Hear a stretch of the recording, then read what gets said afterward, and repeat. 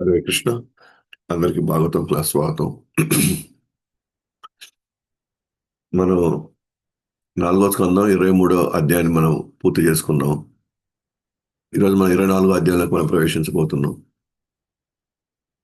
ప్రవేశించబోయే ముందర అర్చి 23వ అధ్యాయంలో అర్చి ఏ విధంగా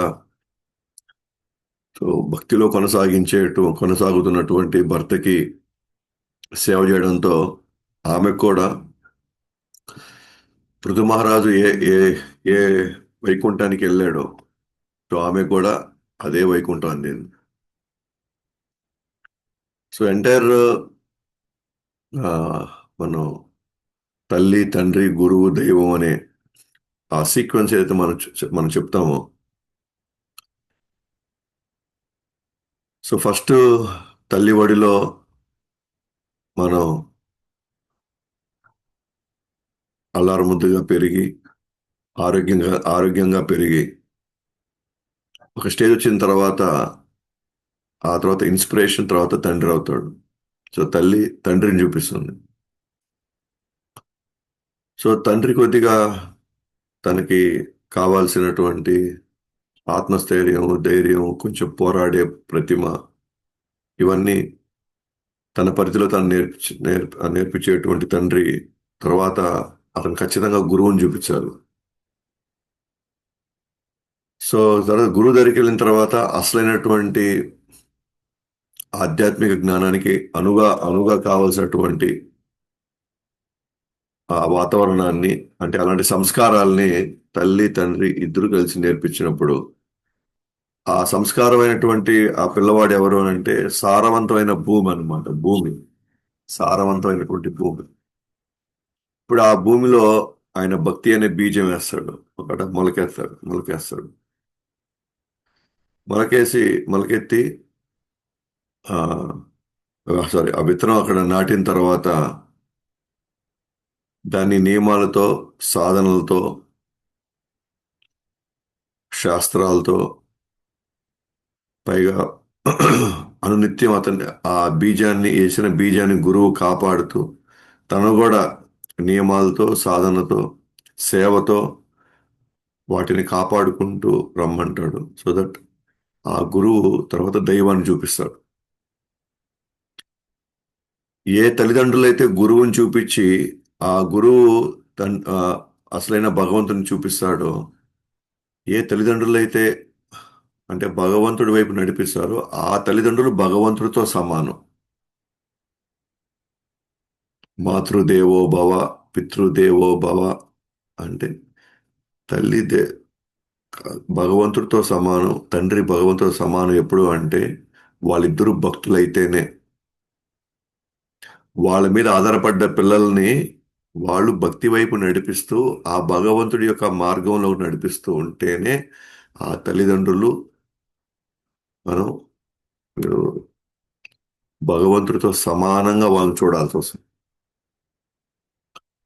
మనం ఎలా సంపాదించాలి, ఎలా మనం ఉద్యోగాలకి అక్కడికి వెళ్ళాలి, ఎక్కడ ఈ ఈ లోకంలో మనం ఎలా బతకాలి నేర్పించే వాళ్ళు మేబీ వాళ్ళ తల్లిదండ్రులు కావచ్చు. ఆ తల్లిదండ్రులు భగవంతుడితో సమానమైతే కాదు. అప్పుడు తల్లి, మాతృదేవో భవ, పితృదేవో భవ అనే పదాలు వాళ్ళకి సూచించవు. అలాగే ధ్రువ మహారాజుకి వాళ్ళ తల్లి విష్ణు వైపు చూపించిందో అప్పుడు ఆమె మాతృదేవో భవ అవుతుంది. అట్లానే నారదుల వారు ప్రహ్లాదుడికి భగవంతుడు ఎవరో చెప్పాడు. ఇంకా ముందు ముందు మనం చూస్తాం. వృషభదేవుడు తండ్రి పిల్లలకి తండ్రి అయినవాడు తన్ను ఎలాగైతే చూపించాడో, వెళ్ళి ఇవన్నీ వేస్ట్ అయినా ఇవన్నీ లోకాలు, ఈ రాజ్యాలు అన్ని వేస్ట్, ముందు నువ్వు భగవానుడి కోసం మీరు తపస్సు చేయడానికి పంపించారు కదా. భగవానుడి కోసం తపస్సు కోసం పంపించారు. అప్పుడు పితృదేవోభవ అవుతారు. అల్టిమేట్ సెంట్రల్ అంటే అల్టిమేట్ లక్ష్యం జీవితంలో సెంట్రల్ భాగం, అతి ముఖ్యమైన భాగం ఏంటంటే భక్తి. సో తండ్రి భగవంతుడి లక్ష్యం, భగవంతుడి లక్ష్యం. ఓకేనా? అలా చూపించే ఎవరైనా సరే భగవంతుడితో సమానమే. అంతా వాళ్ళు భగవంతుడితో సమానం వాళ్ళు. కాబట్టి ఇక్కడ ఆమె ఏదైతే పృథు మహారాజుకి ఆమె అన్ని రకాలుగా ఆమె తోడుగా ఉండిందో, ఇప్పుడు ఆ తండ్రి ఏం చేస్తున్నాడు? ఇప్పుడు ఆ తండ్రి ఏం చేస్తున్నాడు? వాళ్ళ పిల్లలకి భగవంతుడే చూపించాడు. ఎందుకంటే ఆ తండ్రి ఏం చేస్తున్నాడు? ప్రజలకు కూడా మీరు మీరు భక్తులకు సేవ చేసుకోవాలి, ఆ భక్తుల ద్వారానే మీరు అసలైనటువంటి వర్ణాశ్రమ ధర్మం అంటే భగవంతుని సెంటర్గా పెట్టుకొని మీరు చేయాలి. భగవంతుని సెంటర్గా పెట్టుకొని మీరందరూ మీ మీ కార్యక్రమాలు మీ బాధ్యతలు నిర్వర్తించాలి అని చూపించిన ప్రతి ఒక్కరూ కూడా గురువుతో సమానమే, లేదా తండ్రితో సమానం.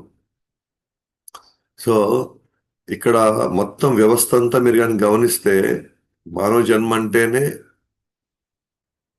భగవంతుడి ప్రీతి అర్థమై మనం ఇవన్నీ నిర్వహించాల్సి వస్తుంది.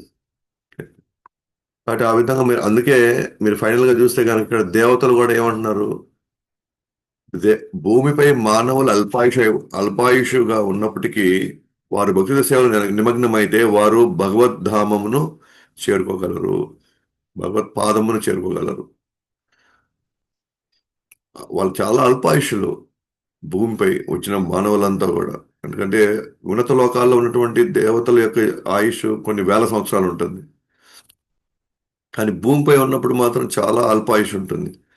కానీ వాళ్ళు భక్తియుత సేవలుగా నెలకొన్నట్లయితే వాళ్ళు భగవత్పాదమును ఖచ్చితంగా చేరుకోగలుగుతారు. వాళ్ళు ఎందుకు అలా అంటున్నారంటే మేమున్న మా పొజిషన్లో మాకు కుదరడం లేదు, అది మేము చేయలేకపోతున్నాం ఆ భక్తిని. ఎందుకంటే అక్కడున్న భోగభాగ్యాలు, ఉన్నత లోకాలు ఉన్నటువంటి భోగభాగ్యాలు మాకు మాకు అవకాశం లేదు అసలు. అందుకే విపరీతమైన విలాసాలు ఉన్నా కూడా మన మనసు భగవన్ మీద పోదు.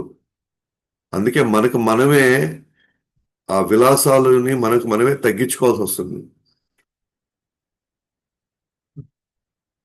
కానీ ఎంతో కష్టపడితే కానీ దొరకని మోక్షం ప్రసాదించే మానవ జన్మను కేవలం ఇంద్రతృప్తికి మాత్రమే వినియోగిస్తే ఖచ్చితంగా తాను మోసగించుకున్నట్లే. ఉదయం లేచిన నుంచి రాత్రి దాకా అనుభవించడం కోసం మనం అన్ని సమకూర్చుకున్నాం చేస్తారా, ఇవన్నీ మనల్ని మనం మోసగించుకున్నట్లే. ఎందుకంటే అది యాక్చువల్గా మానవ జన్మకి మోక్షం కలిగించే అంత అవకాశం ఉంది, ఎందుకంటే శాశ్వతంగా బయటపడే అవకాశం మానవ జన్మలో మనకు ఉన్నప్పుడు. కానీ అది కేవలం ఇంద్రతృప్తి కోసమే మనం ఉన్నాం అనుకోండి. ఎలాగైతే జంతువులు కేవలం ఇంద్రతృప్తి కోసమే జీవిస్తాయి అవి,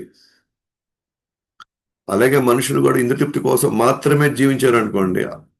ఎవరు కాదు వాళ్ళు అనుకుంటారు మేము చాలా తెలివైన వాళ్ళం, పాపం వీళ్ళకి సంపాదించిన వీళ్ళకి పెద్ద తెలియలేదు వీళ్ళకి. ఏదో అంటే భగవద్గీత క్లాసులకు వచ్చే వాళ్ళకి, జపం చేసే వాళ్ళకి, వాళ్ళని చూస్తే జనాలకు ఎలా ఉంటుందంటే పాపం వీళ్ళు చాలా అమాయకులు, ఎవడో చెప్పినంతా నమ్మేస్తారు, ఈ సమయంలో వీళ్ళు పోయి ఆడికి పోకపోతే మంచిగా పోయి సంపాదించుకొని మంచిగా సమకూర్చుకుంటే డబ్బులు వాళ్ళని కాపాడతాయి కదా, అనవసరంగా వీళ్ళు ఎంత టైం వేస్ట్ చేస్తున్నారు వీళ్ళంతా. ఎవడో మాట విని వీళ్ళంతా చూడు అవి మానేశారు ఈ మానేశారు. మనిషి జన్మ వచ్చింది బాగా అనుభవించడానికి కదా, బాగా తినడానికి కదా, బాగా సినిమాలకు పోయి హోటళ్ళకు పోయి ఇంకా ఎక్కడెక్కడో మాల్స్ అని ఆడని ఈడని తిరిగితే కదా, ఇది కదా జీవితం అంటే. కావాల్సింది తాగుతూ తింటూ అనుకున్నవన్నీ వేసుకుంటూ అనుకున్న ఏదంటే కారుల్లో వాటిలో తిరిగితే ఇది కదా జీవితం అంటే.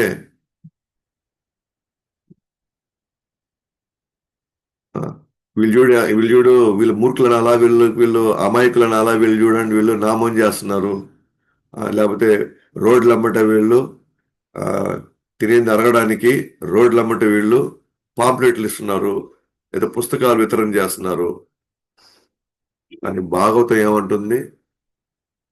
ఇంద్రతృప్తి కోసం మాత్రమే వినియోగిస్తే వాళ్ళను వాళ్లే మోసగించుకుంటున్నారు. కానీ ప్రపంచం ఎంత విచిత్రమైందంటే, మాయ ఎంత విచిత్రమైందంటే వాళ్ళు మోసగించుకుంటున్నా కూడా వాళ్ళకి తెలియదు అనమాట. వాళ్ళు అనుకుంటున్నారు వేరే వాళ్ళంతా మోసపోతున్నారు, మేము మాత్రం తెలివైన వాళ్ళం, మేము మాత్రమే అన్నిటినీ అద్భుతంగా మేము అనుభవిస్తున్నాం మేమంతా అని అనుకుంటున్నారు. కానీ భాగవతం మొహం మీద కొట్టినట్టు చెప్తుంది. ఏమని? మీరు మిమ్మల్ని మీరే మోసగించుకుంటున్నారు అని. సో అందువల్ల ఎన్నో జన్మలయ్యి ఎంతో కష్టపడితే కానీ దొరకలే ఈ మానవ జన్మ. అది దానికి దేనికోసం ఉపయోగించుకోవాలా? భగవంతుని చేరుకోవడానికి ఉపయోగించుకోవాలి. మరి ఇంద్రియ తృప్తి కోసం మాత్రం వినియోగిస్తే మాత్రం అన్ని మరణ సమయంలో అందరికీ అన్ని తెలుస్తాయి అన్నమాట. ఇప్పుడు ఏం తెలియకపోయినా సరే మరణ సమయంలో అందరికీ తెలుస్తుంది ఏది సత్యం అనేది. మనం చక్కగా ఆయన్ని గుర్తించి ఆయనకి మనం సేవ చేసుకుంటే మనకి అందమైనటువంటి ఆ, రూపంలో మనకి దర్శనమిస్తాడు భగవంతుడు. ఆ రూపాన్ని చూసి మనం ముగ్ధులవ్వచ్చు. మనం ఇప్పుడు దేవుణ్ణి పట్టించుకోలేదు అనుకోండి, అప్పుడు ఆయన కాల రూపంలో మొత్తాన్ని మనకి భయంకరంగా కనిపిస్తాడు అప్పుడు. అందుకే మానవ జన్మ వచ్చింది ప్రిపరేషన్ కోసం. మరణ సమయంలో నేను వచ్చే లోపల నేను కృష్ణుని నా మనసులో బంధించుకోవాలి, నా హృదయంలో బంధించుకోవాలి. భక్తుల యొక్క ఆశీస్సులు కావాలి, భక్తుల యొక్క ప్రార్థనలు కావాలి. అది అది అది చేయకపోతే వాటి కోసం మన జీవితాన్ని ఎంతో కొంత మనం ఉపయోగించుకోకపోతే వాళ్ళని వాళ్ళే మోసగించుకున్నట్లుగా మనం పరిగణించాల్సి వస్తుంది. అది మన మన ఒపీనియన్ కాదు, అది మన యొక్క అభిప్రాయం కాదు. అది ఇది భాగవతం యొక్క అభిప్రాయం. భాగవతంలో దేవతల లోకాలు ఉండే వాళ్ళు చెప్తున్నారు ఇవన్నీ. అంటే మేమెంత దురదృష్టంతో చూడండి, మేము దేవతల జన్మలు వచ్చాయి కానీ మాకెక్కడ కూడా మేము అనుభవించడానికి కావాల్సినంత ఉంది. ఈ అనుభవించే క్రమంలో మాకు భగవంతుడి మీద మనసే లగ్నం కావడం లేదు మాకు. అందుకే 5వ స్కందంలో వాళ్ళు అంటారు, పుడితే మళ్ళీ భగవంతుడా మాకు అవకాశం ఉంటే మాకు కానీ పుడితే మళ్ళీ మాకు భూమి మీద మాకు మానవుడు జన్మ ఇవ్వండి అని వాళ్ళు ప్రార్థిస్తారనమాట భగవంతుడిని వాళ్ళు. అది ఎట్లాగో మనం 5వ స్కందంలో చూస్తాము. ఓకే. సో ఇలా ఉండగా ఇంకా పృథు మహారాజు యొక్క ఘనకీర్తిని మనం ఆ, ఎవరైతే చదువుతారో వింటారో, ఓకేనా, వాళ్ళకంతా కూడా భక్తి స్వభావము, నమ్మకం, భగవంతుడి పట్ల ఆకర్షణ, భగవద్ధామం ఖచ్చితంగా వాళ్ళు చేరుకుంటారు. అలా ఉండగా ఇప్పుడు మన 24వ అధ్యాయాన్ని ప్రవేశిస్తున్నాము. ఇప్పుడు తర్వాత పృథు వంశం ఇంకొంచెం వంశం ముందుకెళ్తుంది ఇంక మళ్ళీ. ఎందుకంటే ఫస్ట్ క్వశ్చన్, మెయిన్ క్వశ్చన్ అక్కడ ఏంటి? ప్రచేతల యొక్క యజ్ఞంలో మన నాదుల వారు ధ్రువ మహారాజు యొక్క కీర్తి అక్కడ కొనియాడారు. అప్పుడు విదురుడైన ప్రశ్న, అసలు ఈ ప్రచేతలు అంటే ఎవరు? వాళ్ళ యజ్ఞంలో నారదుల వారు అక్కడికి ఎందుకు వెళ్ళారు? అక్కడికి వెళ్ళి కొనియాడాడు. మరి ఆ ప్రచేతలు అంటే ఎవరు? మరి అయితే వాళ్ళు వాళ్ళ యొక్క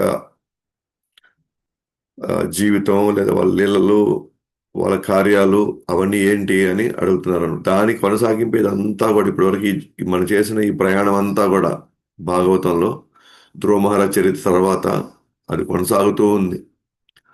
సో మధ్యలో మనకి అంగ మహారాజు, వేణ, తర్వాత పృథు మహారాజు, అర్చి, ఇప్పుడు మళ్ళీ పృథు మహారాజు యొక్క వంశంలో ఇంకెవరెవరు వస్తున్నారో చూస్తాం. సో పృథు మహారాజు వంశంలో ఏదైతే విజితాశ్వ అని తన కుమారుడు ఏదైతే ఇంద్రుడు పదే పదే గుర్రాన్ని తీసుకెళ్ళిపోతా ఉంటే వాళ్ళ కొడుకు ఆయన చంపకుండా గుర్రాన్ని మళ్ళీ తీసుకురావడం జరిగింది కదా. అతను పెద్దవాడు, తండ్రి వల్లే పేరు సంపాదించాడు. అయితే నలుగురు తమ్ముళ్ళకు పాలించడానికి 4 దిక్కులు ఇచ్చేశాడు. సో 5 మంది పుత్రులు. పెద్దవాడు వచ్చేసి విజితాశ్వ, మిగతా వాళ్ళ పేర్లు కూడా ఉన్నాయి, బట్ నేను అవన్నీ ఇక్కడ మెన్షన్ చేయలేదు.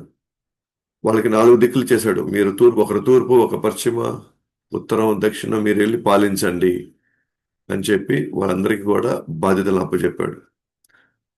గతంలో ఇంద్రుడిని చంపకుండా వదిలినందుకు తృప్తి చెంది తను విజితాశ్వకు ఎప్పుడైనా మాయమయ్యే వరం ఇచ్చాడు, అంతర్ధన అనే పేరు, అందుకే అతనికి వచ్చింది. సో ఇంద్రుడైతే అతను చంపలేదు కదా విజితాశ్వ.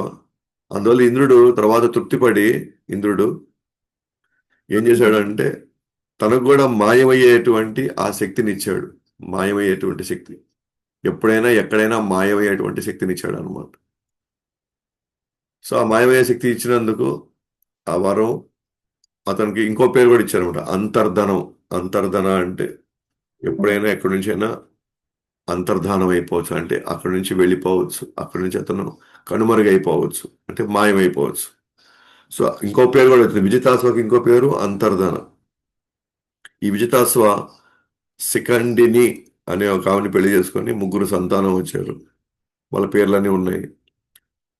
అలాగే విజితాశ్వ ఇంకొక పెళ్లి చేసుకున్నాడు, నభస్వతిని, ఒకరు సంతానం వచ్చారు, అతని పేరు హవిర్ధాన. సో ఇట్లా ఈ రెండు పెళ్లిళ్ళు, ఒకటి శిఖండిని, ఇంకోటి నభస్వతి, సో హవిర్ధాన. సో కాబట్టి రెండు పెళ్లిళ్ళు, నలుగురు సంతానం, నలుగురు సంతానం. ఇప్పుడు నెక్స్ట్ కొనసాగేది ఏంటి, హవిర్ధాన. రాజు ధర్మాన్ని నిర్వహించడం చాలా కష్టం మరియు బాధతో కూడుకున్నది. పన్నులు, దండన, కనుక విజితాసు ఒక యజ్ఞం నిర్వహించి వానప్రస్థం స్వీకరించేశాడు. సో రాజు ధర్మం నిర్వహించడం చాలా కష్టం అని బాధతో కూడుకున్నది. విజితాసు ఇప్పుడు రాజుగా ఉన్నాడు, ఆయన నాలుగు దిక్కులు నలుగురు నలుగురు తమ్ముళ్ళకి ఇచ్చేశాడు. కొంతకాలానికి ఆయన చేస్తూ చేస్తూ చేస్తూ కొంతకాలానికి ఆయనకి అనిపించింది, ఇది చాలా కష్టంతో కూడుకుని, చాలా బాధతో కూడుకునింది ఈ రాజధర్మం. ఎందుకంటే ప్రజల మీద పదే పదే పన్నులు వేస్తూ, వాళ్ళని తప్పులు చేసే వాళ్ళకి దండన వేస్తూ, ఇది ఆ, చాలా నాకు ఎందుకో చాలా కష్టంగా ఉంది ఇదంతా అని తనకు అనిపించింది అట్లా. మరి కొంతమంది సెన్సిటివ్గా ఉండి దండల్ని ఇవ్వడం, అది అందరూ ఇచ్చేది కాదు, అందరు చేసేది కాదు, కొంతమంది మాత్రమే దానికి తగిన విధంగా, దానికి తగిన విధంగా వాళ్ళ మనస్తత్వం ఉంటుంది. కానీ విజితాస్ అన్నాడు, ఇంకా నేను రిటైర్ అయిపోతాను, ఇంకా అంటే పూర్తిగా ఇది నుంచి నేను విరమిస్తాను, నేను వానప్రస్థానికి వెళ్ళిపోతానని చెప్పేసి విజితాస్ ఒక యజ్ఞం నిర్వహించి ఆ తర్వాత వానప్రస్థానికి స్వీకరించేశాడు. వానప్రస్థం హంసావతారం రూపంలో పరమాత్మను పూజించి మరియు యజ్ఞం నిర్వహించి అంతిమంగా భగవద్ధామం చేరుకున్నాడు. తర్వాత యజ్ఞం నిర్వహించాడు, ఆ యజ్ఞంలో ఎవరిని ఆహ్వానించాడు అంటే హంసావతారాన్ని ఆహ్వానించి అంతిమంగా యజ్ఞం తర్వాత వానప్రస్థానికి వెళ్ళి వానప్రస్థం తర్వాత ఆయన భగవద్ధామం చేరుకున్నాడు. ఇప్పుడు వాడు పుత్రుడు ఉన్నాడు కదా, రెండో భార్య సంతానం హవిర్దాన. ఆ- అతను హవిర్దాని అనేటువంటి ఆమెని పెళ్లి చేసుకొని ఆరు మంది సంతానాన్ని కన్నాడు. వాళ్ళు ఎవరు అంటే బర్హిషత్, గయ, శుక్ల, కృష్ణ, సత్య, జితవ్రత. ఈ 6 మంది సంతానాన్ని కన్నాడు. సో ఈ 6 మందిలో బర్హిషత్ అనే వాళ్ళ గురించి ఇప్పుడు మాట్లాడబోతాం. ఎందుకంటే బర్హిషత్ యొక్క కుమారులే ప్రచేతలు. బర్హిషత్ యొక్క కుమారులే ప్రచేతలు. ఈ బర్హిషత్ ఎవరు అంటే అతను ప్రజాపతి అంటే తెలుసు కదా, సంతానాన్ని ఉత్పత్తి చేయడం కోసం వాళ్ళు స్పెషల్గా వాళ్ళు అనుగ్రహించబడ్డారు, ఆ శక్తిని ఇవ్వబడ్డారు వాళ్ళు. కాబట్టి అయితే ఈ భవిష్యత్ ఎలాంటి వాడు అంటే కర్మకాండ యజ్ఞాల్లో మరియు యోగములో నిపుణుడు. కర్మకాండ యజ్ఞాలు అంటే ఏంటి, కోరికలు నిర్వహించడం కోసం యజ్ఞాలు నిర్వహించేవాడు. అంటే తనకి భౌతిక ప్రపంచం అనుభవించడానికి కావాల్సిన కోరికలు ఉన్నాయన్నమాట ఆయనకి. ఒక్కొక్క కోరిక ఒక యజ్ఞం చేస్తా కూర్చుంటాడు. అతనికి జీవితం అంతా యజ్ఞాలతో సరిపోయింది, ఎందుకంటే అన్ని కోరికలు ఉన్నాయి ఆయనకి. కాబట్టి ప్లస్ ఇంకోటి యోగాలో అంటే అష్టాంగ యోగంలో నిపుణుడు మళ్ళీ. జనరల్గా కొంతకాలానికి కర్మకాండ యజ్ఞాలు చేసిన తర్వాత కోరికలు తీరేకొని ఒకసారి బోరు కొట్టేసి ఇంక దాని మీద వాళ్ళకి ఆసక్తి పోతుంది. కానీ ఈయనకి అట్లా కాదు, ఎన్ని కోరికలు వచ్చినా సరే అన్ని కోరికలకి యజ్ఞం చేస్తూనే ఉంటాడు అనమాట. ఎందుకంటే అతను యజ్ఞంలో నిపుణుడు అనమాట, అది చేసేది వస్తువులు నిర్వహించడంలో ఎక్స్పర్ట్ అతను. ఎన్నో యజ్ఞాలు నిర్వహించాడు. కాబట్టి యజ్ఞాల కోసం కుశగ్రాసం కావాలి, అంటే దర్పగడ్డి కావాలి కదా, దర్పం. ఎందుకంటే యజ్ఞంలో కూర్చోవడానికి అదంతా కూడా వివిధ కార్యక్రమాలన్నిటికీ దర్పగడ్డి అవసరం. కొన్ని ఎన్ని వందల యజ్ఞాలు చేస్తున్నాడు అతను. కాబట్టి తన తన యొక్క ఆ, రాజ్యంలో ఎక్కువ కుశాగ్రాసం భూమి మొత్తం పెంచేశాడు అతను. యజ్ఞాలు నిర్వహిస్తూ ఉంటే దానికి కావాల్సిన దర్పగడ్డి కావాలా. అయితే వాటి అంచులు, దర్పగడ్డి వాటి అంచులు అన్ని కూడా తూర్పు దిక్కున అవి మలుతున్నాయి, మళ్ళీ వాటి అవి అవి చూసే విధానం తూర్పు దిక్కున మలుతున్నాయి అన్నమాట. ఏది? ఆ అంచులు, గడ్డి యొక్క అంచులు డైరెక్షన్, దిక్కు తూర్పు వైపు వెళ్తున్నాయి అన్నమాట, కనబడుతున్నాయి. బ్రహ్మ ఆజ్ఞ మేరకు శతధృతిని పెళ్లి చేసుకున్నాడు. సముద్రుడి కుమార్తె ఆమె. ఎవరు? బర్హిషత్ ఏం చేశాడంటే బ్రహ్మ ఆజ్ఞ మేరకు, ప్రజాపతులంతా ఇంచుమించు బ్రహ్మ కుమారులే వాళ్ళంతా, కాబట్టి వాళ్ళు బ్రహ్మ ఆజ్ఞ కోసం ఏదైనా వెయిట్ చేస్తారు వాళ్ళు. కాబట్టి ఆయన ఆజ్ఞ మేరకే ఆ, శతధృతిని పెళ్లి చేసుకున్నాడు. ఆమె ఎవరు అని అంటే సముద్రుడి యొక్క కుమార్తె ఆమె. ఆమె ఎంత అందగత్తె అంటే అగ్నిదేవుడు కూడా ఆకర్షితుడు అయినాడు అనమాట. అట్లాంటి ఒక అందం అనమాట ఆమె. సో ఆ భవిష్యత్తు 10 మంది సంతానానికి అన్నారు ఆమెతో. ఆ 10 మందిని ఒకే పేరుతో పిలుస్తారనమాట, ప్రచేతలు అని. ఈ ప్రచేతలు వాళ్ళు ఒక వ్రతం తీసుకున్నా సరే, ధర్మం పాటించినా సరే, ఓకేనా, వాళ్ళు అందరూ వాళ్ళు సమానంగానే ఉన్నారు. వాళ్ళు వ్రతం చేసినా సమానంగా చేస్తారు, ధర్మాన్ని పాటించినా సమానంగానే చేస్తారు, ధర్మాన్ని పాటిస్తారు. అంటే వాళ్ళ మధ్యలో ఈవెన్ మనసులో కూడా అందరూ ఒకటిగానే అన్నారు, ఒకటిగానే ఆలోచిస్తున్నారు. వాళ్ళంతా ఒకే లక్ష్యంతో ఉన్నారు, ఒకే ధర్మాన్ని పాటిస్తున్నారు. అంటే అందరూ కలుసుకొని ఎప్పుడు వాళ్ళ మధ్య ఒక్క విభేదం కూడా లేకుండా వాళ్ళ ఆ, వాళ్ళ గుణాలు అంత అద్భుతంగా ఉన్నాయన్నమాట. కాబట్టి వాళ్ళకి అందరూ సమానమే, అన్ని సమానమే వాళ్ళకి. అండ్ వాళ్ళు కూడా సమానంగానే ఆలోచిస్తారు అంతా కూడా. కాబట్టి వాళ్ళు ఏం చేశారంటే తండ్రి ఆజ్ఞ మేరకు సంతానం కోసం 10,000 సంవత్సరాలు సముద్రంలో ప్రవేశించి తపస్సు మరియు భగవంతుని పూజించారు. పూజించమని చెప్పాడు ఆయన. ఫస్ట్ ఎక్కడ పంపిస్తున్నాడు? ఫస్ట్ వెళ్ళిపోమంటున్నాడు, వెళ్ళి తపస్సు చేసుకోవాలండి అని. గతంలో రాజులంతా ఇదే పని. 2 దగ్గరలో మనం కానీ గమనిస్తే, అంటే రా రాజులు కావచ్చు, లేకపోతే బ్రాహ్మణుల, క్షత్రియుల, వైశ్యుల, వీళ్ళు రెండు సందర్భాల్లో తపస్సుకు పంపిస్తారు అనమాట.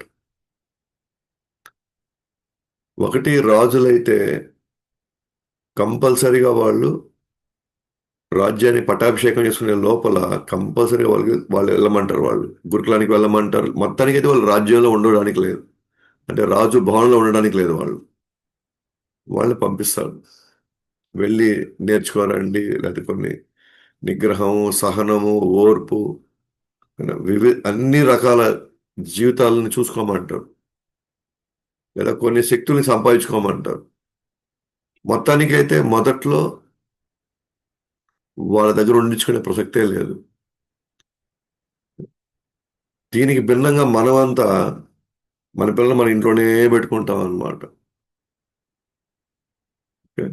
ఇంట్లోనే పెట్టుకొని వాళ్ళకి ఏ కష్టం ఇవ్వకుండా, వాళ్ళకి ఎటువంటి ఇబ్బంది కలగనీయకుండా, ప్రతిదీ వాళ్ళ చేతికి, వాళ్ళ నోటికి మనం అందిస్తూ ఉంటే వాళ్ళు నేర్చుకునేది ఏముంది? వాళ్ళు వాళ్ళ పరిస్థితుల నుంచి వాళ్ళు ధైర్యంగా ఎలాగైనా మనం బతకాలి అనేటువంటి ఆ పోరాట పటిమ ఎలా వస్తుంది వాళ్ళకి? ప్రతి దానికి మనము స్పూన్ ఫీడింగ్ చేసుకుంటా కూర్చుంటే, ప్రతి దాన్ని మనము వాళ్ళని ఆ, కష్టమే తెలియకుండా మనం చూసుకోవాలనుకుంటే వాళ్ళు ఎలా నేర్చుకుంటారు? వాళ్ళు ఏమని నేర్చుకుంటారు? అన్ని కాలాల్లో, అన్ని పరిస్థితులు మనమే పక్కన ఉండగలుగుతామా? అది సాధ్యమయ్యేదనా? వాళ్ళు మన మనస్తత్వం మాత్రమే తెలుసుకుంటే సరిపోతుందా? ప్రపంచంలో ఉన్న మనస్తత్వం తెలుసుకుంటేనే కదా వాళ్ళు కొన్ని అనుభవంతో వచ్చే పాఠాలే వాళ్ళకి బలంగా నిలుస్తాయి అన్నమాట. ఎలాగైతే ఆకలితో ఉన్నప్పుడు తింటేనే గతుకుతుంది లోపలికి వెళ్తే, మనం ఎంత బలవంతం పెట్టి మనం చేసినా కూడా దానివల్ల ప్రయోజనం లేదు. అలాగే వాళ్ళు కూడా అనుభవంతో నేర్చుకోవాలి తప్ప మనం ఏదో ఇంట్లో కూర్చొని పెట్టుకొని అటునైనా ఇటునైనా అట్లా కాదు, ఇట్లా కాదు, ఇలా వెళ్తే నువ్వు ఇలా చేయి, అలా వెళ్తే నువ్వు అలా ఉండు, మనం ఎన్ని చెప్పినా వేస్ట్. ఎవరైనా పాఠాలు నేర్చుకోవాల్సిందే. సో పాఠాలు నేర్చుకుంటూ వచ్చేటువంటి జీవితంలో పాఠాలు నేర్చుకుంటే ఇంకా బలంగా నిలబడతాయి వాళ్ళకి. అందుకే వీళ్ళందరూ కూడా బయట ప్రపంచానికి పంపించేస్తారు. నువ్వు అడవికి వెళ్తావో నీళ్ళలోకి వెళ్తావో ఇంకెక్కడికి వెళ్తావో అది నీ ఇష్టం. మొత్తానికి మాత్రం నువ్వు లోక జ్ఞానాన్ని తెలుసుకొని తదనుగుణంగా తర్వాత నువ్వు రాజ్యాన్ని చూసుకోవాలి.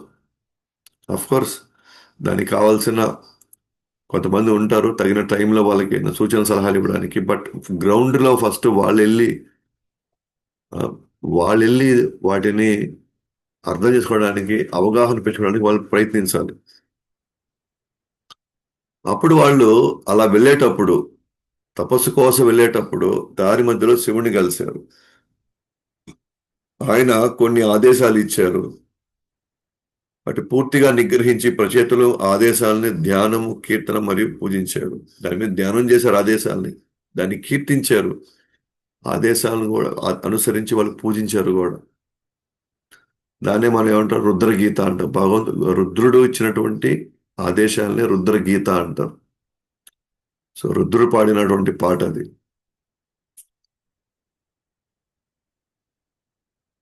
అయితే అప్పుడు ఇలా చెప్తూ ఉన్నప్పుడు మళ్ళీ ప్రశ్న వేశాడు అనమాట విదురుడు మైత్రేయుడితో.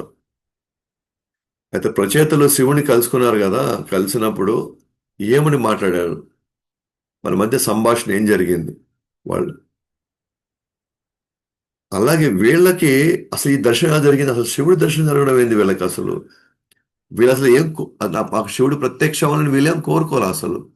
వీళ్ళెవరు అంటే మనం ఎంతో తపస్సు చేసి ఆయన కోసం మనం పరితపిస్తే గాని ఆ, పరితపిస్తే కానీ దొరకనటువంటి శివుడి యొక్క దర్శనం అసలు ఎలా దొరుకుతుంది, ఎలా దొరికింది తనకి, వీళ్ళకి అసలు ఎలా దొరికింది వీళ్ళకి. అది ఆశ్చర్యం కలుగుతుంది అనమాట విదురుడికి. శివుడు కలిశాడు అంటే ఖచ్చితంగా ఏదో చాలా ప్రాముఖ్యమైనటువంటి విషయాలు, ఎంతో అవసరమైన విషయాలు ఖచ్చితంగా ఆడ మాట్లాడుంటారు.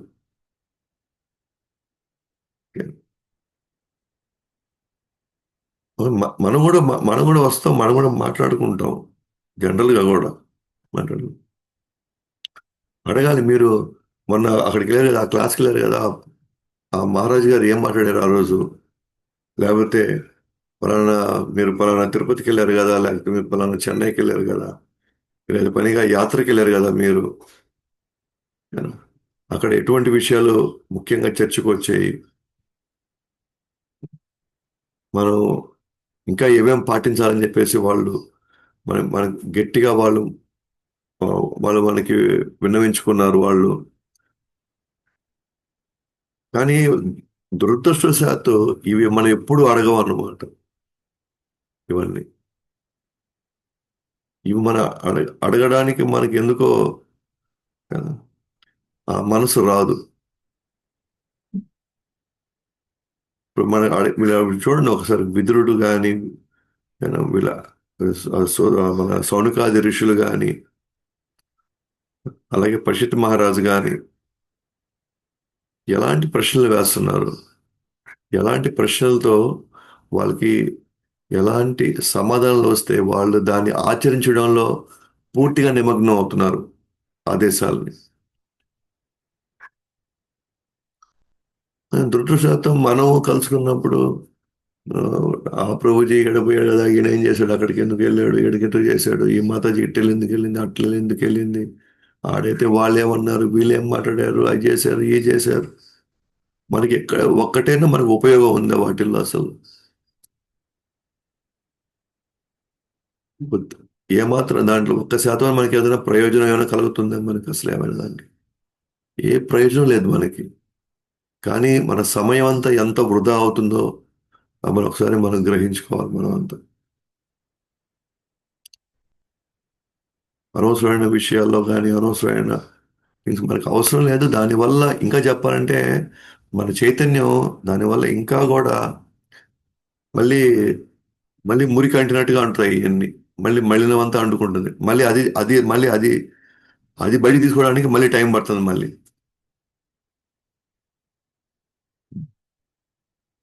సో మనం భాగవతం చదువుతున్నాం, ఉపదేశామృతం చదువుతున్నాం, ఎన్నో విషయాలు, ఆధ్యాత్మిక విషయాలు చర్చకు వస్తా ఉన్నాయి. కేవలం వినిన తర్వాత దాన్ని మళ్ళీ మనం నెమరు వేసుకోవాలి ఒకసారి. ఈరోజు ఏం జరిగింది క్లాసులో? ఈ పాయింట్ చాలా బాగుంది. బాగుంది అన్నప్పుడు వెంటనే అది మీకు ఎప్పటికీ గుర్తుండాలంటే మన వెంటనే మనకి మన మన మన సాంగత్యంలో ఉండే వాళ్ళకి మనం వెంటనే వాళ్ళకి చేరవేయాలి ఈ విషయాన్ని. అప్పుడే మనతో పాటు వాళ్ళు కూడా ప్రయాణిస్తారు. కానీ అనవసరమైన విషయాలన్నీ మనం డిస్కషన్లో పెట్టుకోండి. అసలు విషయాలు మనం వదిలేసుకుంటే ఇవి కదా మనకి కావాలి, మనం గుర్తుపెట్టుకోవాలి, మనం స్మరించాలి. ఇది మనం స్మరించే కొంది మనం చివరిలో మనం కృష్ణుణ్ణి స్మరించుకోగలుగుతాం. కానీ ఇవి స్మరణలో రాకుండా ఆ రోజు వేరు కదా, ఏమైంది, పలానా వాళ్ళది ఏం జరిగింది, మనకెందుకు ఇవన్నీ అవసరం, మనకి అవసరం లేనటువంటి విషయాలు మనకి ఎందుకు ఇవన్నిటిని తీసుకొని వచ్చి ఆల్రెడీ కావాల్సినంత ఉంది లోపల, అది ఎట్ట బయటపడేయాలో మనకు అర్థం కావట్లేదు. మిగతా వాళ్ళందరికీ మనకు అవసరం లేదు, వాళ్ళ పర్సనల్ విషయాలు మనకు అవసరం లేదు. వాళ్ళు ఏదైనా చేసుకుంటే అది వాళ్ళు చూసుకుంటారు. అది భగవంతుడు ఉన్నాడు, ఆ పైన ఉన్న వాళ్ళు ఉన్నారు, కానీ వాళ్ళకి సంబంధించిన వాళ్ళు ఉన్నారు, వాళ్ళు చూసుకుంటారు వాటిని. మనకి ఎటువంటి వాటితో సంబంధం లేదు. అవి తలకు పూసుకున్నామంటే అది అంటుకునింది అనుకోండి, ఇంకా అది తీసుకోవడం చాలా కష్టం మళ్ళీ. ఒక్కోసారి వాళ్ళది మన కళ్ళే మనల్ని మోసం చేస్తాయి, మన చెవులే మనల్ని మోసం చేస్తాయి అన్నమాట. మన కళ్ళతో చూసేటువంటి నిజాలు కాదు మనం, కానీ అభిప్రాయాలు ఏర్పాటు చేసుకుంటాం. ఆ అభిప్రాయంలోంచి ఇతర మనుషులను చూస్తాం మనం. మన అభిప్రాయంలోంచి ఇతర మనుషులు చూసినప్పుడు మాత్రమే అప్పుడే మనం వాళ్ళకి అపరాధాలు చేస్తాం మనం.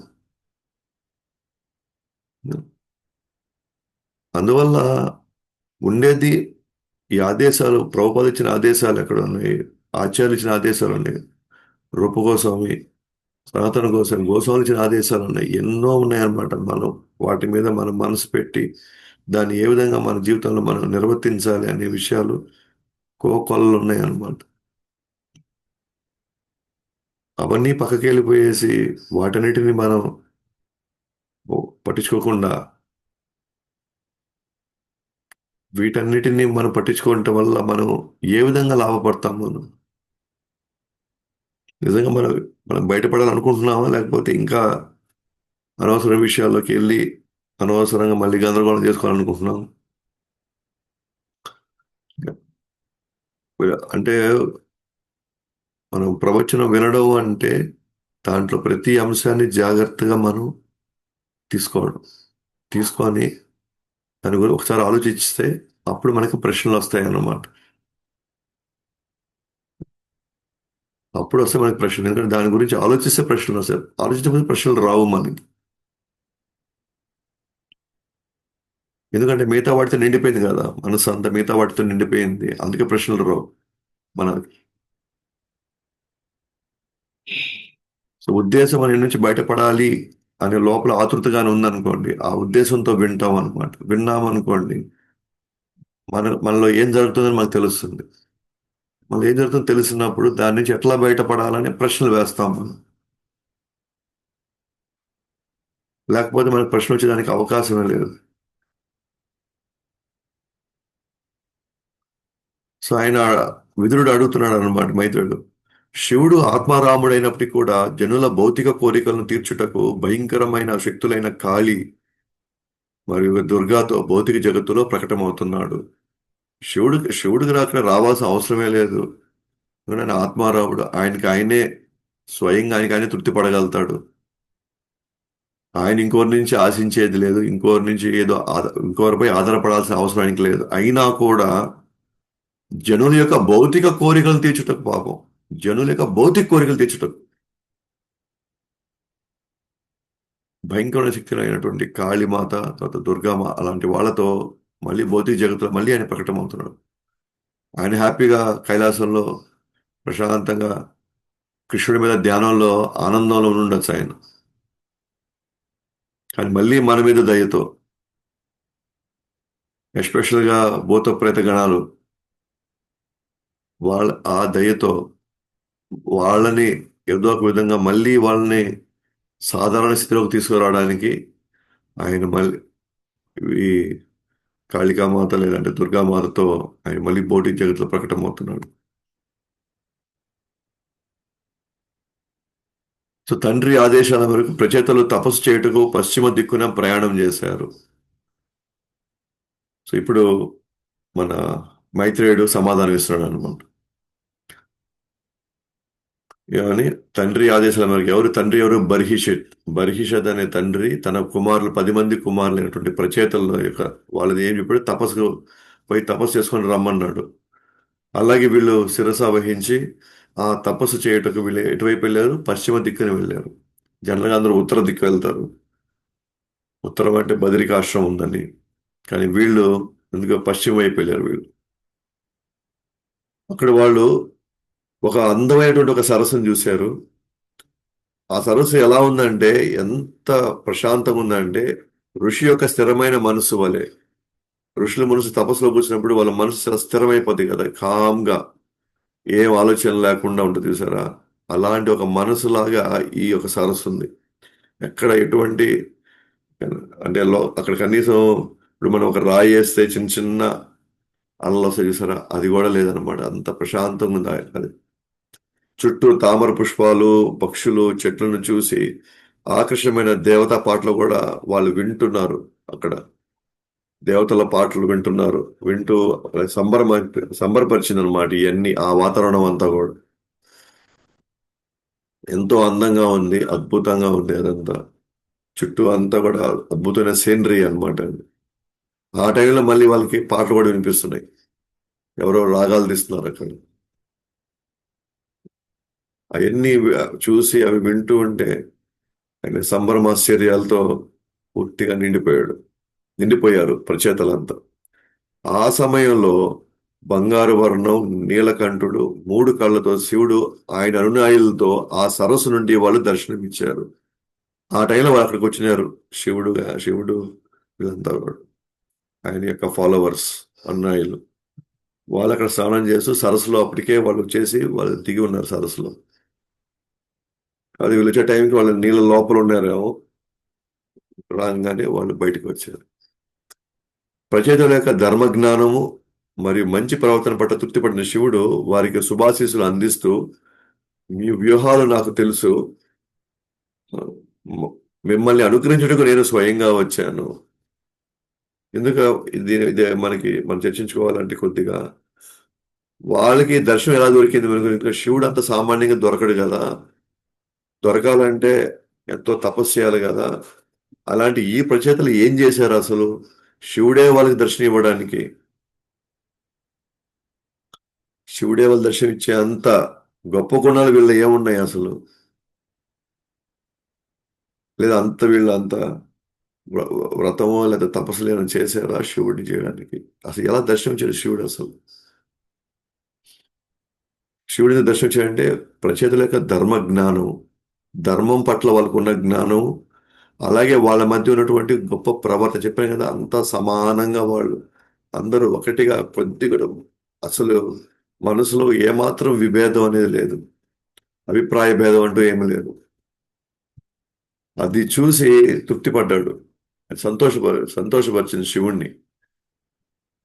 అందుకే వారికి శుభాశీస్సులు అందిస్తూ, మీ ప్లాన్లని నాకు తెలుసు, మీరు ఎక్కడికి వెళ్ళాలనుకుంటున్నారు, ఏంటి, అక్కడ పోయి ఏం చేయాలనుకుంటున్నారు, అవన్నీ నాకు తెలుసు. అయినా కూడా మిమ్మల్ని అనుగ్రహించుటకు నేను స్వయంగా వచ్చాను. భగవంతుని ఆకర్షించాలి అంటే ఒకటే మార్గం, ఇక్కడ మన గుణాలు మార్చుకోవడమే. గుణాలు మార్చుకోకుండా ఎన్ని చేసినా సరే భగవంతుడు మన యొక్క కార్యాలకు తృప్తిపరిచే ప్రసక్తే లేదు. మన స్వభావాలు మార్చుకోకుండా మనం ఇక్కడ ఏమీ చేయలేము. భగవంతుడు ఆకర్షింపబడేది దేనికేనంటే, గతంలో నేను ఇలా ఉన్నాను, ఈ విధంగా నేను నా ప్రవర్తన ఇంత దారుణంగా ఉండింది, కానీ కృష్ణుడు ఆదేశాల మేరకు లేదా గురువు యొక్క ఆదేశాల మేరకు నా జీవితాన్ని మార్చడానికి నేను ఎంతో ప్రయత్నించాను చూసారు. ఆ ప్రయత్నం భగవంతుని ఆకర్షిస్తుంది. ఆ గుణాలు పెంచుకోవడం లేదా తర్వాత సంగతి. బట్ ఆ ప్రయత్నమే ఆకర్షిస్తుంది భగవంతుడు. ఇంక మీరు మేము మేము అప్పుడు మేము 1000 రూపాయలు ఇస్తున్నాం, ఇప్పుడు మేము 1,00,000 రూపాయలు ఇస్తున్నాం మేము అంటే ఆ గుణం ఆకర్షించదు అసలు. మన స్కిల్స్, టాలెంట్స్, తెలివితేటలు ఇవన్నీ సెకండరీ, ఉంటే మంచిదే. కానీ వాటితో మనం ఏం చేయాలంటే, గతంలో నాకు ఈర్ష్య ఉండింది, అది తగ్గించుకొని నేను ప్రయత్నిస్తున్నాను. గతంలో నాకు మోహం ఉండింది, నేను తగ్గించుకొని ప్రయత్నిస్తున్నాను. దానికోసం మనం పరితపిస్తాం చూసారా, వద్దునైనా నేను మారాలి, ఇంకా ఇకనైనా నేను మారాలి అని. దానికి తృప్తిపడతాడు భగవంతుడు. ఎందుకంటే కేవలం ధర్మం పట్ల జ్ఞానం ఉందని కాదు ఆయన తృప్తిపడింది. దాంతోపాటు మంచి ప్రవర్తన కూడా, గుడ్ బిహేవియర్, మంచి ప్రవర్తన. ఎప్పటికైనా ఎవరైనా మనం ఆకర్షించబోయేది మన యొక్క ప్రవర్తనతోనే.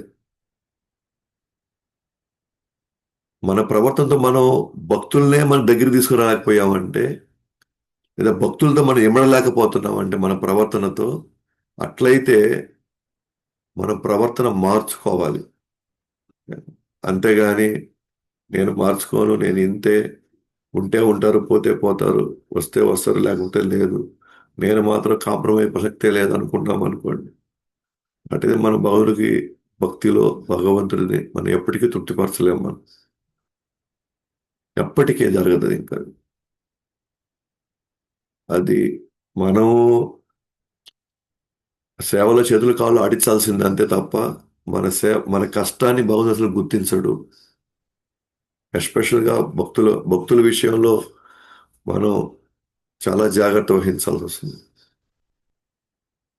ఎస్పెషల్గా సేవ కోసం వచ్చినటువంటి భక్తులతో అయితే ఇంకా జాగ్రత్తగా ఉండాలి. సేవ కోసం వచ్చిన భక్తులతో చాలా జాగ్రత్తగా వ్యవహరించాలి. మన ప్రవర్తన మారితేనే, గతం కంటే మనం ఆ మార్పు కనబడితేనే భగవంతుడు తృప్తిపడడానికి అవకాశం. మనం ఒక్కరమే వైకుంఠం పోలేము. సో నేను క్లాస్ విన్నాను అనమాట, ఎప్పుడు విన్నా నాకు తెలియదు, బట్ ఒక పాయింట్ గుర్తొచ్చింది. ఏం గుర్తొచ్చిందంటే, మనం ఒకవేళ విష్ణుదూతలు వచ్చినా కూడా, ఓకే,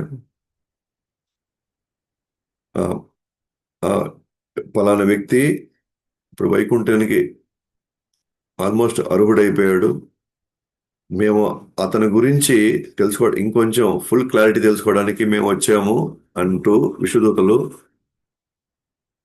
ఇతను ప్రతిరోజు మంగళారతికి వస్తున్నాడు, ఇతను ప్రతిరోజు బాగు అవుతున్నాడు, ఇతను ప్రతిరోజు ఏనా, సేవలో ఇలా ఉన్నాడు, అలా ఉన్నాడు, అసలు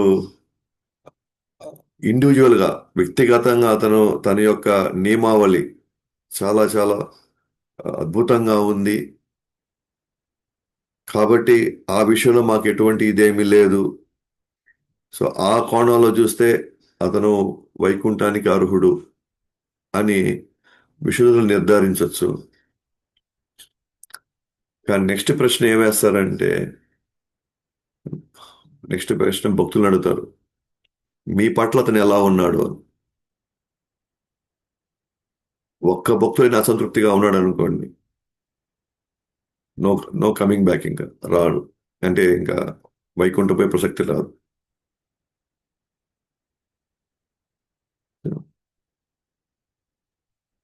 లేదా ఒక్కరు మనసైనా మనం నొప్పించున్నాం అనుకోండి, మనం పోలేం మనం.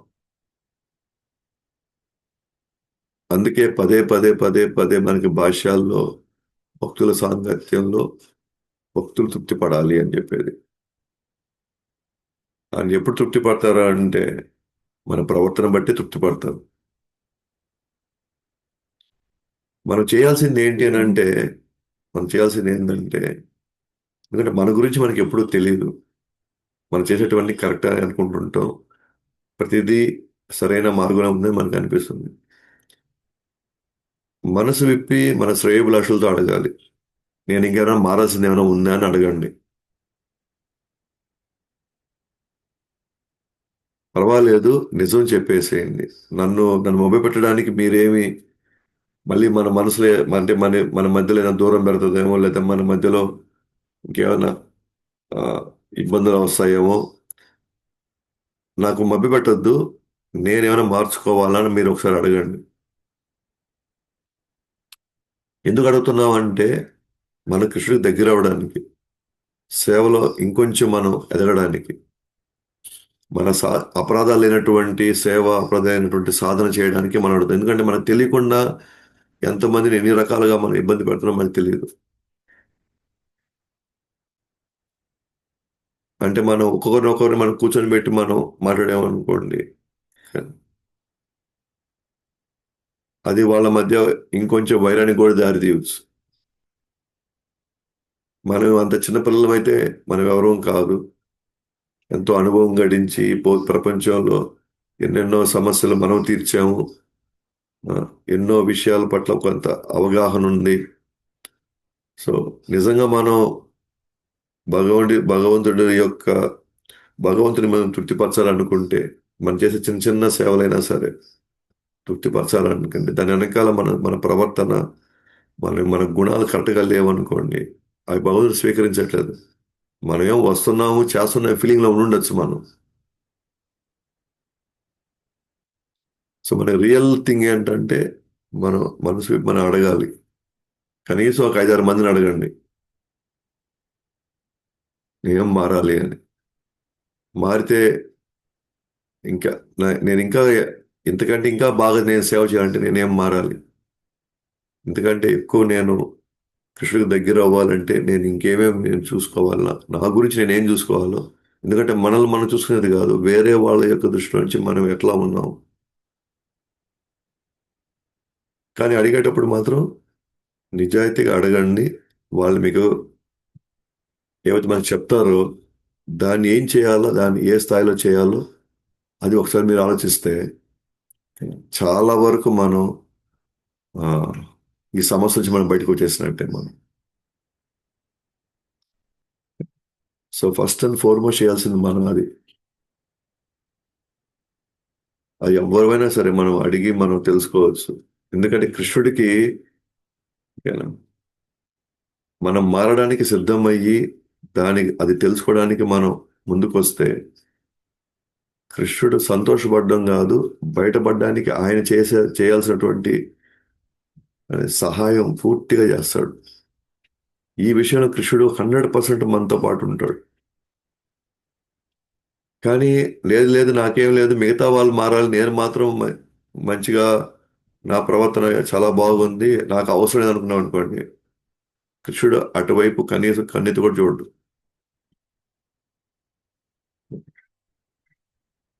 అందుకని మంచి ప్రవర్తన పట్ల పడాలి. శివుడు కావచ్చు, కృష్ణుడు కావచ్చు, ఎవరైనా సరే మంచి ప్రవర్తనకే దాసోహం అయ్యేది. లేకపోతే మిగతా వాళ్ళకి నాకంటే ఎక్కువ డబ్బులు ఉన్నాయి, నాకంటే ఎక్కువ తెలివితేటలు ఉన్నాయి, నాకంటే ఎక్కువ అందం ఉంది, పేరు ప్రఖ్యాతులు ఉన్నాయి, అన్నీ ఉన్నాయి, నాకంటే చాలా మందికి చాలా ఉన్నాయి. బట్ ప్రవర్తన మాత్రం అక్కడే మనం ఇండివిజువల్గా మనం ఆలోచించుకోవాలి. మన 10 మందిలో మన 8 మందికి మనం నచ్చచ్చు, కానీ ఇద్దరికి మనం నచ్చలేదు. మన వాళ్ళిద్దరిని అడగాలి, నేను ఏం చేయడం వల్ల మీకు నేను సరిగా మనం ఫ్రీక్వెన్సీ మ్యాచ్ కావట్లేదు, ఎందువల్ల అలా జరిగింది, ఎందు ఏ ఏ ఏ ఏ సన్నివేశంలో లేదా ఏ సంఘటనలో మీకు అలా అనిపించింది అని మనం అడిగి, ఎంత త్వరగా నిజాయితీ మనం అడిగితే అంత త్వరగా వాటి కోసం మనం ప్రయత్నించడం నుంచి మనం బయటకు వస్తాం మనం. ఓకేనా? ఎందుకంటే భగవంతుడు తృప్తి పడేది ఆ అంశాల్లోనే. ఓకే. యః పరం బ్రహ్మ సా సాక్షాత్ త్రిగుణాత్ జీవ సంజ్ఞిత భగవంతం వాసుదేవం ప్రపన్నా స ప్రియో హిమే. శివుడు ప్రత్యక్షంగా వాళ్ళ దగ్గరికి ఎందుకు ఇచ్చాడు? వాళ్ళని అనుగ్రహించడానికి అక్కడే ఆ సరస్సు ముందుకు వీళ్ళు రాకముందే సరస్సుకు ఆయన వచ్చేస్తున్నాడు. తన అనునాయులతో అక్కడ స్నానం చేస్తాడు, ఎందుకంటే ఆయన తెలుసు వీళ్ళు వస్తారు అక్కడికి అని. దానికి శివుడు ఏం చెప్పాడు అంటే, భౌతిక ప్రకృతి మరియు జీవి రెండింటినీ నియంత్రించే దేవదేవుడైన శ్రీకృష్ణుడికి శరణాగతి పొందిన ఏ వ్యక్తి అయినా నాకు చాలా ప్రియమైన వాడు. కృష్ణుడికి శరణాగతి పొందేవాడు ఎవరైనా నాకు చాలా ఇష్టం అంటున్నాడు. అందువల్ల నేను అనుగ్రహించడానికి వచ్చాను ఇక్కడికి. కృష్ణుడికి దాసోహం వచ్చారు అనుకోండి, లేదా కృష్ణుడికి ఏదో ఒకటి చెయ్యాలి మనం అని వాళ్ళ మనసులో వచ్చింది అనుకోండి, వాళ్ళ కోసం ఏదైనా చేయడానికి శివుడు ముందుకు వచ్చినాడు. వాళ్ళు నాకు చాలా ప్రియమైన వాళ్ళు. అందువల్ల నేను వాళ్ళకి కొన్ని మంచి ఆదేశాలు ఇచ్చి, ఎట్టి పరిస్థితుల్లో వాళ్ళు కృష్ణుని దానికి కావాల్సిన ఆదేశాలు నేను వాళ్ళకి ఇస్తాను. బట్ వాళ్ళు ఖచ్చితంగా కృష్ణుడిని వాళ్ళు శరణాగతి పొంది వాళ్ళు కృష్ణుడిని ఆకర్షించే విధంగా ఆదేశాలు నా దగ్గర ఉన్నాయి. ఆ ప్రత్యేకమైన అనుగ్రహాన్ని నేను ఇవ్వడానికి వాళ్ళు ఎక్కడుంటే నేను ఆడికి వెళ్తానంటాడు శివుడు. ఇక్కడేమన్నాడు, 100 జన్మల్లో మనకు వచ్చిన 100 జన్మల్లో ధర్మంలోనే నెలకొన్నాం అనుకోండి, ధర్మం పాటించడంలో నెలకొన్నాం అనుకోండి, వాళ్ళకి బ్రహ్మ పోస్ట్ వచ్చేస్తుంది. అంతకంటే ఎక్కువ పుణ్యం చేస్తే నన్ను పొందుతారు వాళ్ళు. కానీ అనన్యమైన భక్తితో మాత్రమే వైకుంఠం చేరుకుంటాడు. బ్రహ్మను పొందడం చాలా ఈజీ. దానికంటే కొద్ది కష్టమైంది శివుని పొందడం. అంతకంటే ఇంకా కష్టమైంది కృష్ణుని పొందడం. అంటే అనన్యమైన భక్తి సాధించాలంటే అది భక్తుల యొక్క అనుగ్రహం, ఎస్పెషల్లీ ఆచార్యులు గురువు యొక్క అనుగ్రహం లేకపోతే మన వల్ల కాదు అది. కావున మీలాంటి భక్తులంటే నాకు నాకు భగవంతుడు అంటే ఎంత ఇష్టమో మీరు కూడా అంతే ఇష్టం. అలాగే భక్తులకి భగవంతుడు అంటే ఎంత ఇష్టమో నన్ను కూడా అంతే ఇష్టపడతారు. నన్ను కూడా అంతే ఇష్టపడతారు. కాబట్టి ఎవరైతే కృష్ణుడు అంటే ఇష్టపడతారో వాళ్ళంటే నాకు చాలా ఇష్టం. అలాగే ఆ భక్తులకి వాళ్ళకి కృష్ణుడు అంటే ఎంత ఇష్టమో నన్ను కూడా వాళ్ళు అంతే ఇష్టపడతారు వాళ్ళు. ఎందుకంటే వాళ్ళు ఆ దృష్టితో కదా నన్ను గౌరవిస్తారు, వాళ్ళు నన్ను ఆశ్రయిస్తారు. వీళ్ళు కృష్ణుడి కోసం వెళ్తున్నారు కాబట్టి వాళ్ళకి ఏదో విధంగా నేను కూడా వాళ్ళని ప్రోత్సహించాలి అని నేను వెళ్ళి వాళ్ళ దగ్గరికి వెళ్ళి నేను ప్రత్యక్షం అవుతాను. అలాంటి వాళ్ళు తపస్సు చేయబడలే, వాళ్ళ కోరిక చాలు. నేను వెళ్ళాలనైనా కృష్ణుడి దగ్గరికి అని అనుకుంటే చాలు, శివుడు చేయాల్సినవన్నీ ఆయన చేస్తాడు. సో కాబట్టి మేము విష్ణుని పూజిస్తే శివుడు కోపడతాడేమో, మేము శివుడిని పూజిస్తే కృష్ణుడు కోపడతాడేమో అని మనం నాటుకోబోయినటువంటి ఈ అపవాదం చూసారా, దాన్ని దయచేసి పీకి పక్కన పడేసేయండి దాన్ని. మనకి శ్రీల ప్రభుపాద పూర్తి అవగాహనతోనే మనతో మాట్లాడుతున్నాడు. మనకి ఇవన్నీ చెప్పాడు మనకి. ఏదో గాలిలో ఏదో 2 మాటలు మాట్లాడడం కాదు ఈ విషయంలో. అందుకే దేవతల ఆరాధన ఉంటుంది, శివుడు ఆరాధన ఉంటుంది, అమ్మవార్ల ఆరాధన ఉంటుంది. బట్ విష్ణు ఆరాధన పరమైంది విష్ణు ఆరాధన. అందరూ ఉండేది ఆ విష్ణు ఆరాధన వైపు ప్రోత్సహించడానికే దేవతలు అందరూ ఉండేది. వాళ్ళు ఎంతో సంతోషపడతారు, వాళ్ళు ఇంకా ఇంకా ప్రోత్సహిస్తారు. వాళ్ళు ఇంకా మాకు దొరకని అదృష్టం నీకు దొరికిందని దేవతలు అనుకుంటారు. కాబట్టి నేను మీకు ఒక పవిత్రమైన మంగళకరమైన దివ్యమైన మంత్రం వినిపిస్తాను. ఆ మంత్రం మీకు అద్భుతమైన ప్రయోజనం చేకూరుస్తుంది. ఆ విధంగా దయాహృదయంతో శివుడు చేతులు కట్టుకొని వినమ్రంగా నిలబడిన ప్రచేతులతో ఈ విధంగా పలికాను. దయాహృదయమైనటువంటి శివుడు ఏం చేశాడు, అక్కడ వినమ్రంగా నిలబడినటువంటి చేతులు కట్టుకొని నిలబడుతున్నాడు. వినమ్రంగా ప్రచేతలు, వాళ్ళు సామాన్య ప్రచేతలు, మళ్ళీ ధర్మంలో జ్ఞానం ఉన్నవాళ్ళు,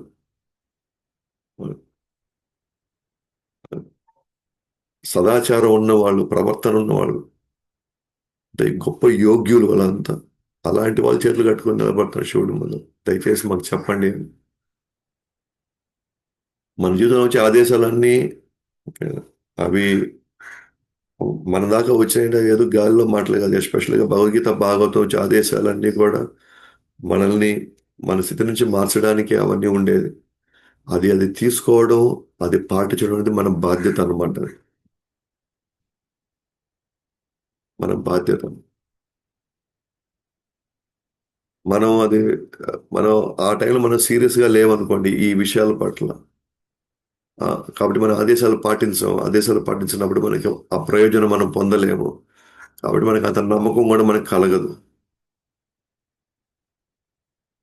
అందువల్ల ప్రతి ఆదేశం మనం చాలా సీరియస్గా సిన్సియర్గా తీసుకొని మనం పాటిస్తే అద్భుతమైనటువంటి ప్రయోజనం మనం పొందొచ్చు అనమాట. సో కాబట్టి రేపు మనం చూడబోయేది రుద్రగీత.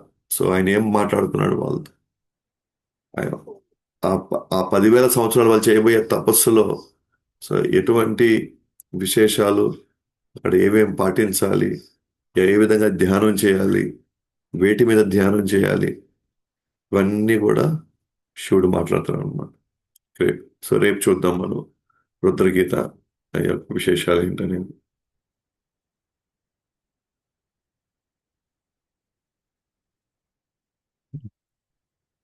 సో కాబట్టి మనం రేపు రుద్రగీత గురించి రేపు మాట్లాడతాం. హరే కృష్ణ. శ్రీల ప్రభుపాద్ की जय. ग्रंथराज श्रीमद् भागवतम की जय. अनंत कोटि वैष्णव वृंद की जय. हिताय गौर प्रेम हरि हरि बोल.